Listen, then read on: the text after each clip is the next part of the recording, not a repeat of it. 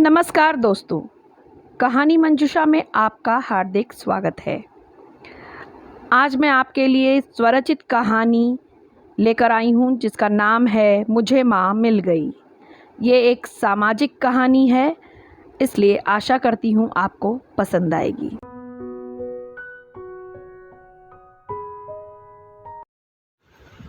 देखो बहू, ये सब लक्षण मुझे बिल्कुल पसंद नहीं। परिवार की मान मर्यादा का ध्यान तुम्हें हर समय रखना चाहिए। जब तुम इस घर में हो तब भी और जब तुम मायके में रहो तब भी। अब तुम पहले मेरी बहू हो, बाद में उस घर की बेटी। अम्मा जी कहे जा रही थी और विभा सर झुकाए सुन रही थी। अम्मा जी ने आगे कहा, ताश वगैरह खेलना औरतों को शोभा नहीं देता। कल को तुम्हारे बच्चे होंगे, क्या सीखेंगे वो तुमसे। ये कहकर अम्मा जी कमरे में चली गई। अम्मा जी के जाने के बाद विभा खूब रोई। उसे समझ में नहीं आ रहा था कि उसने ऐसा क्या कर दिया जो अम्मा जी ने उसे इतना सुना दिया। दिवाली के मौके पर तो सभी ताश खेलते हैं, मनोरंजन के लिए।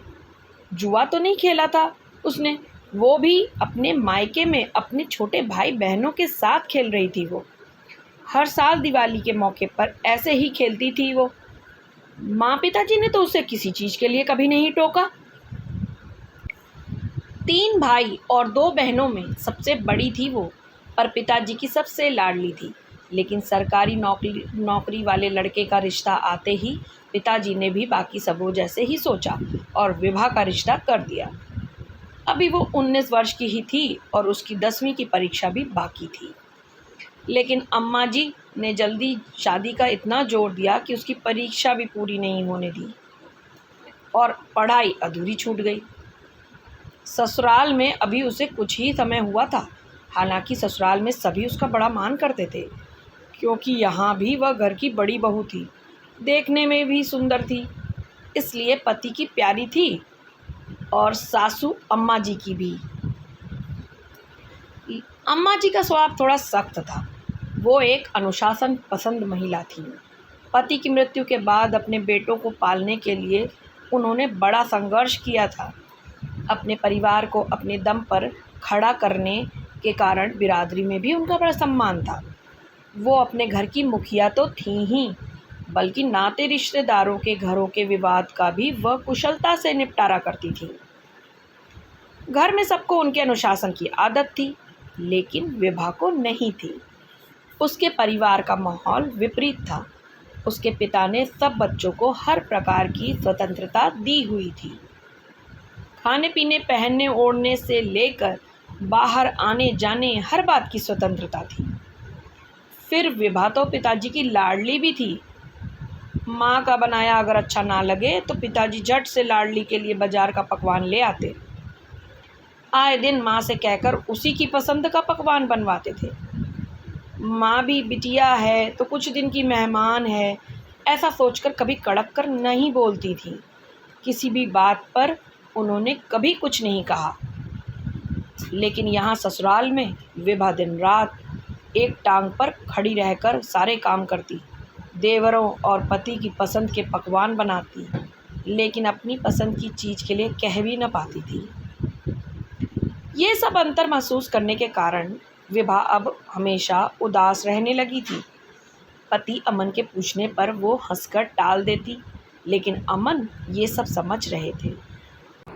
वो समझ रहे थे कि विभा अम्मा जी के अनुशासन से घबरा रही है।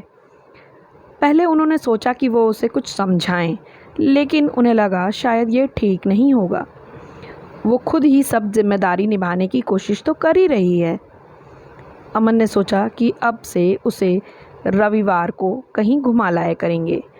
हफ्ते में एक दिन तो विभा को भी अपने लिए चाहिए ही होता होगा। उसने विभा को सिनेमा ले जाने का सोचा, लेकिन अम्मा जी से बिना पूछे जाना तो उचित नहीं होगा। ये सोचकर उन्होंने अम्मा जी से अनुमति मांगी। अम्मा जी ने मना तो नहीं किया, लेकिन समय पर लौट आने को भी कहा। अम्मा जी को दिन में तो कोई आपत्ति नहीं होती थी, लेकिन शाम होते ही वो किसी का भी घर से बाहर रहना अनुचित समझती थी। वैसे भी ये कहानी सन 70 की है। और एक छोटे से कस्बे की है। तो ऐसी जगहों पर शाम के बाद ज़्यादातर लोग घूमना उचित नहीं समझते थे।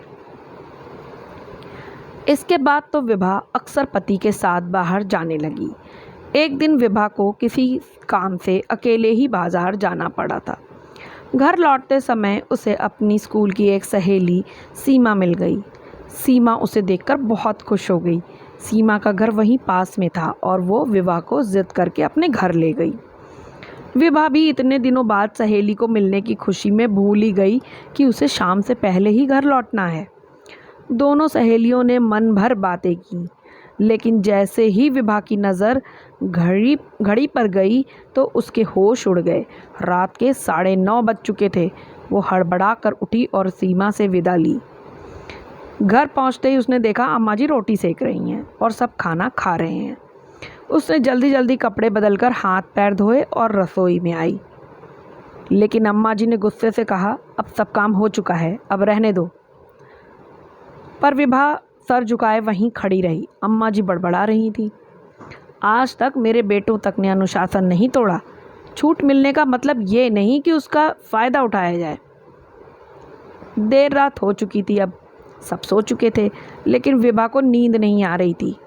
वो सोच रही थी कि एक भी गलती की अम्मा जी अनदेखी नहीं करती हैं। जब गलती करो तो सुनाती ही हैं, और जब सही काम भी करो तो भी कुछ ना कुछ नुक्स निकालती रहती हैं। माँ और सास में कितना फ़र्क होता है। माँ तो कई गलतियाँ हो जाने पर भी किसी एक गलती पर शायद ही टोकती थी। फिर माँ मेरी कितनी सेवा भी तो करती थी, तो उनका बोलना तो बनता भी था। यहाँ तो मैं ही सेवा करूँ और ऊपर से उल्टा मुझे ही सुनना पड़ेगा। शादी के बाद हम बेटियों की माँ जाने कहाँ खो जाती हैं। ये सब सोचते सोचते जाने कब विभा की आँख लग गई।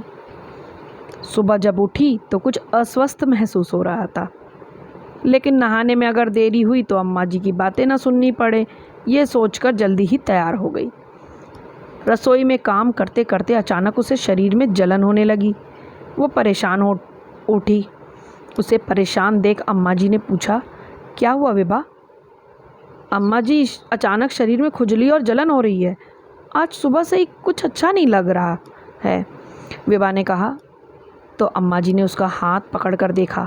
शरीर में मोटे मोटे छाले से थे।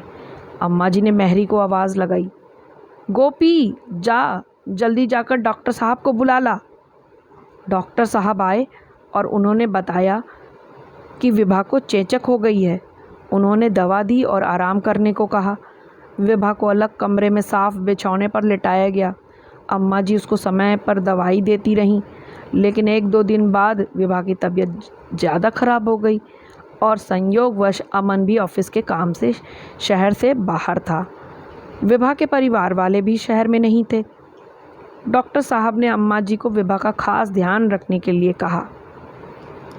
मेहरी ने कहा, मैं देखभाल कर दूंगी अम्मा जी, चिंता ना करो। लेकिन अम्मा जी नहीं मानी। दिन रात विभा की सेवा में लगी रहती। उसका नित्य कर्म, दवाइयों से लेकर खाने पीने, हर बात का पूरा ध्यान रखती, जैसे कोई माँ छोटे से बच्चे का रखती है। बीमारी के कारण विभा कमज़ोर हो गई थी। अम्मा जी उसे हाथ पकड़कर उसे चलाती भी। पानी भरे दानों से विभा के शरीर पर दाग न पड़े, इसके लिए अम्मा जी रुई से उसे बार बार दवा लगाती। विभा सब देख रही थी पर कुछ कह नहीं पाती थी। धीरे धीरे वह स्वस्थ होने लगी। एक दोपहर मेहरी बर्तन मांजते हुए अम्मा जी से बोली, अम्मा जी, अब तो बहू ठीक हो गई है, अब क्यों जान दिए हो आप उसके पीछे?